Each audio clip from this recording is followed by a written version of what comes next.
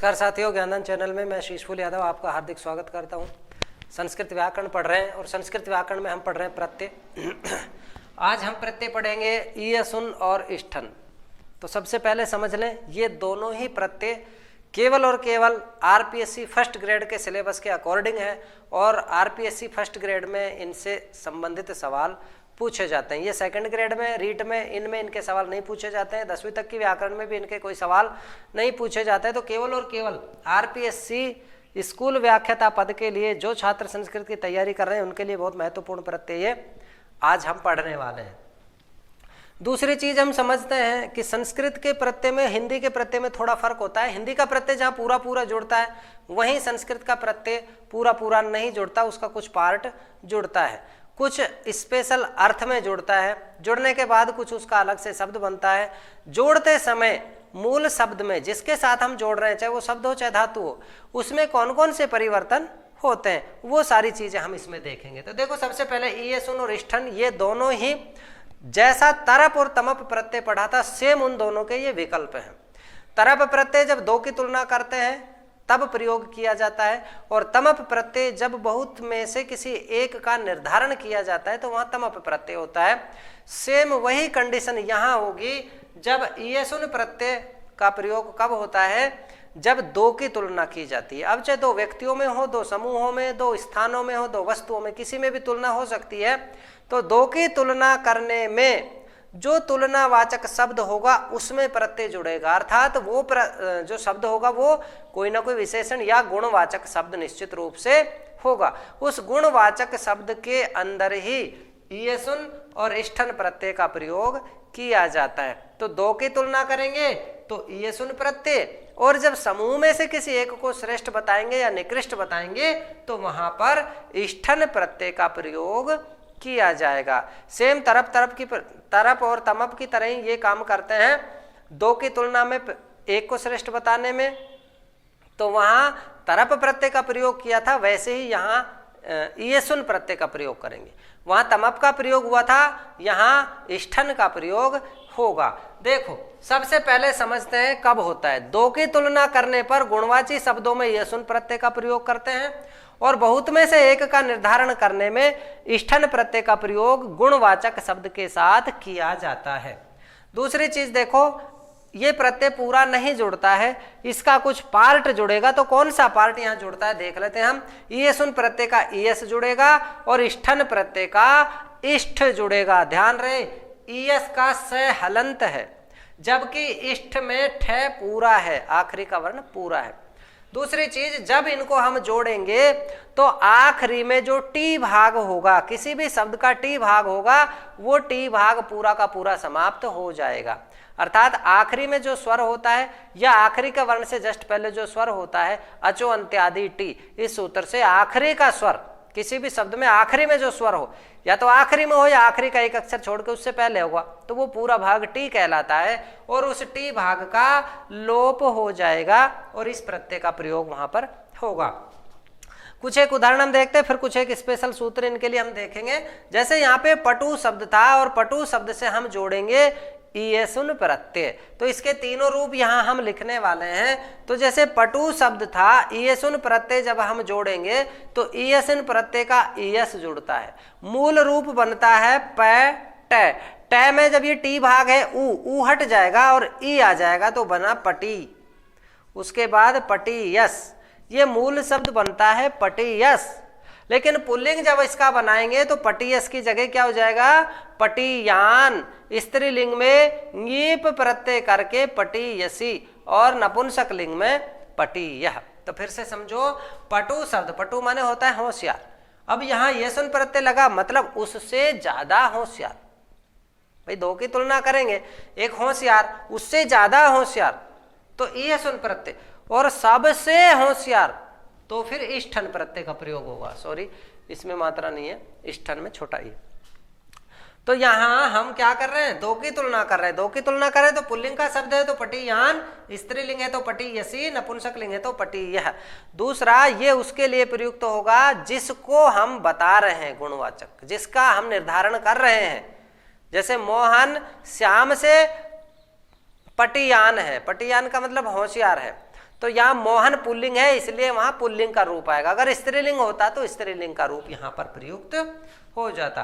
दूसरा देखो महत, महत में टी भाग हो गया अत, भाई आखिरी का व्यंजन और उससे जस्ट पहले कोई भी स्वर हो, आखिरी में स्वर है तो वही, नहीं तो उससे पहले तक पूरा।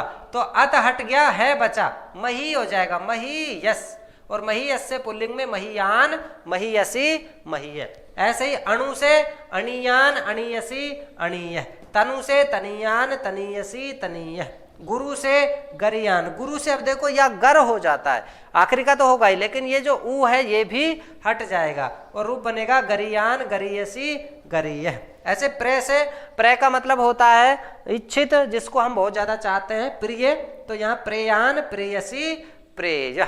ये हमने कुछ उदाहरण देखे ईयसुन प्रत्यय के।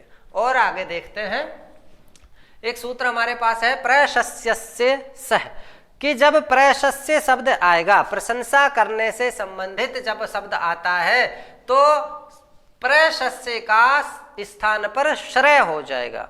यहां देखो, यदि कब होगा, जब अजादि प्रत्यय हो। अजादि का मतलब होता है ऐसा प्रत्यय जिसके प्रारंभ में अच हो, अच का मतलब कोई भी स्वर हो।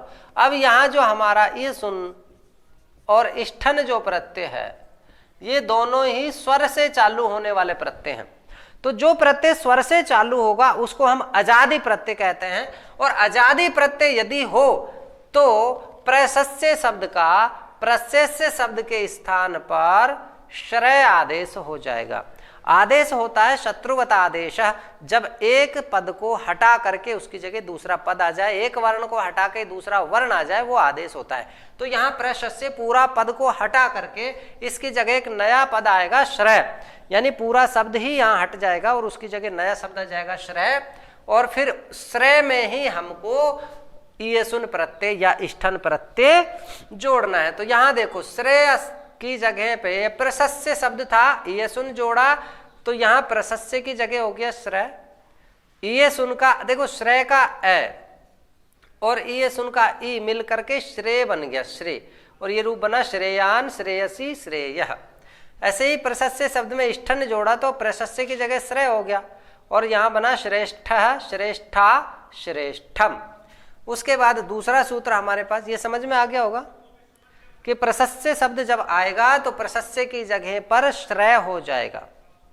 दूसरा है ज्यादारियस, ये सूत्र कहता है कि यदि जे शब्द होगा तो उससे परे यदि ईयस हो, अर्थात ईयसुन प्रत्यय जुड़ेगा, तो ईयस का जो ई है, ईयस का ई जो है, उस ई को आ आदेश हो जाएगा।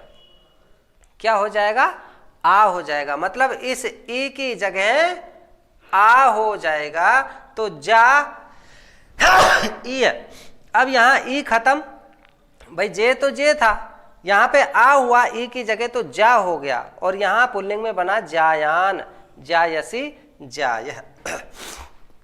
उसके बाद नेक्स्ट सूत्र हम देखते हैं, इष्ठस्य यट च, इष्ठस्य यट च, यह है ये सूत्र कहता है कि जब बहु शब्द के साथ हमको इष्ठन प्रत्यय जोड़ना हो, बहु शब्द के साथ क्या जोड़ना है हमको?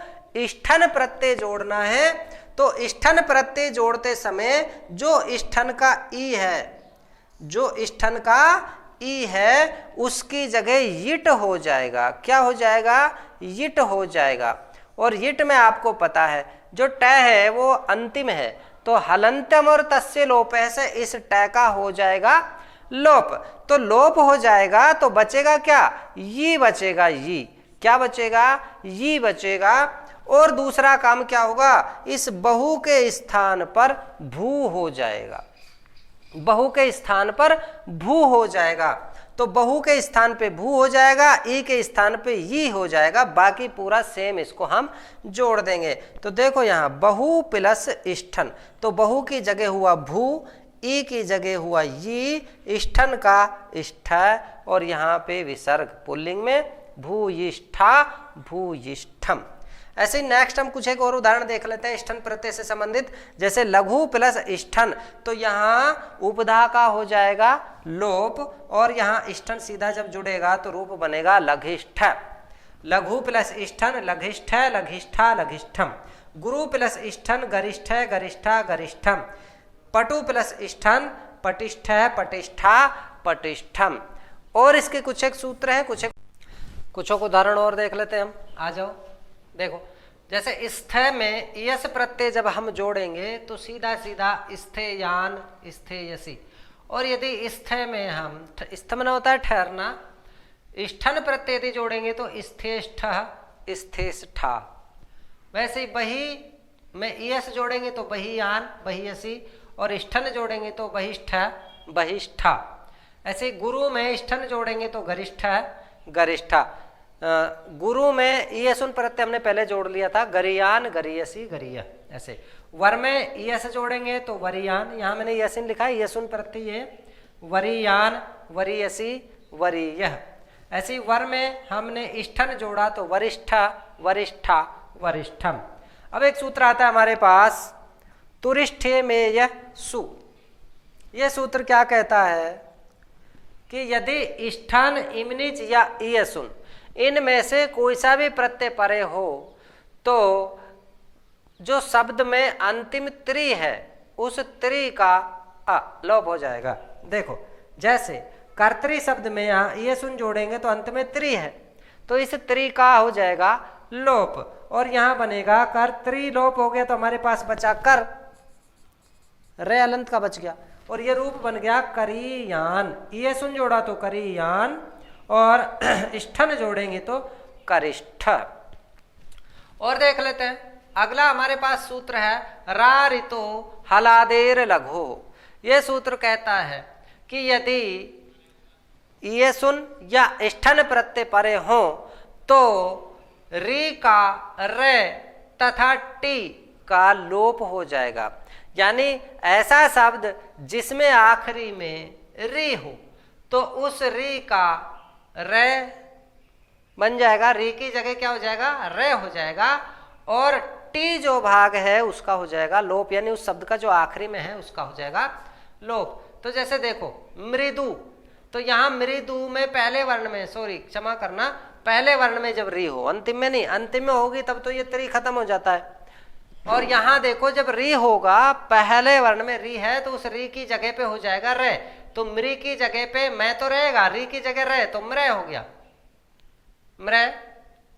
उसके बाद ये सुन प्रत्यय जब जोड़ेंगे तो दू जो इसका टी भाग था ये ऊ खत्म हो जाएगा तो मृद बच गया, ऐसे मैं मृद मृद बच गया, तो यहाँ बनेगा मृदियान। और ऐसे ही इष्ठन प्रत्यय जोड़ेंगे तो बनेगा मृदिष्ठ।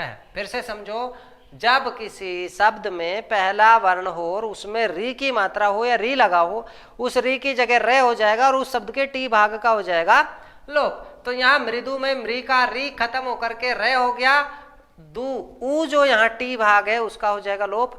आखिरी में यदि किसी शब्द में स्वर हो उसको टी कहते हैं, आखिरी में स्वर नहीं है तो वो जितने व्यंजनों से पहले स्वर है वो व्यंजन सहित वो स्वर पूरा टी कहलाएगा और उसका हो जाता है लोप।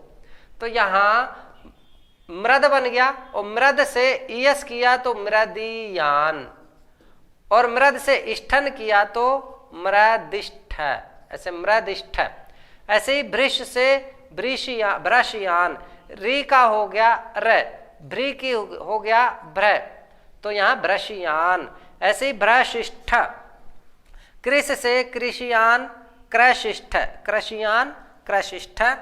उसके बाद नेक्स्ट सूत्र हमारे पास युवाल पयोहो कनन्यतरस्याम। अन्यतरस्याम का मतलब होता है विकल्प से। तो ये सूत्र कहता है कि यदि युव और अल्प शब्द हमारे पास हैं और उसके बाद ये सुन या इष्ठन प्रत्यय हो तो युव शब्द के और अल्प शब्द के स्थान पर कन हो जाएगा। लेकिन कैसे होगा, विकल्प से। विकल्प का मतलब न वेति विभाषा, इसी को हम विकल्प कहते हैं, इसी को विभाषा कहते हैं, इसी को अन्य तरह से हम कहते हैं। करें या ना करें, न वा इति, हाँ या ना, दोनों तरीके से। तो करेंगे अगर हम पक्ष में तो यहाँ युव की जगह कन हो जाएगा, नहीं करेंगे तो युव का युव ही, यु का ऊ तो हट जाएगा, यव रहेगा, और यवीयान यवीयसी ऐसे बन जाएगा। और अगर युव की जगह कन कर देंगे तो कनियान शब्द बनेगा। ऐसे युव की जगह कन कर देंगे तो इष्ठन प्रत्यय जोड़ करके कनिष्ठ बनेगा। ऐसे ही अल्प शब्द में येसुन जोड़ेंगे, अल्प की जगह पे भी होता है कन, तो अल्प प्लस येसुन बराबर कनियान, अल्प प्लस इष्ठन बराबर कनिष्ठ। तो यहाँ इष्ठन का प्रयोग करके भी हम बना देते हैं इसका कनिष्ठ, ऐसे इसका होता है कनिष्ठ। तो ये था आज हमारा येसुन प्रत्यय और इष्ठन प्रत्यय। अगर हम 2 बार 3 बार वीडियो को देखेंगे तो ये हमारे अच्छे से समझ में आ जाएगा, और उदाहरण ज्यादातर इन्हीं में से पूछा जाता है जो आज हमने पढ़े हैं। तो आज की कक्षा में इतना ही। नेक्स्ट कक्षा में फिर एक नए टॉपिक के साथ, एक नए प्रत्यय के साथ मिलेंगे। तब तक के लिए आप सब पढ़ते रहिए और अपने ज्ञान को बढ़ाते रहिए। पूरा वीडियो देखने के लिए आप सभी का बहुत बहुत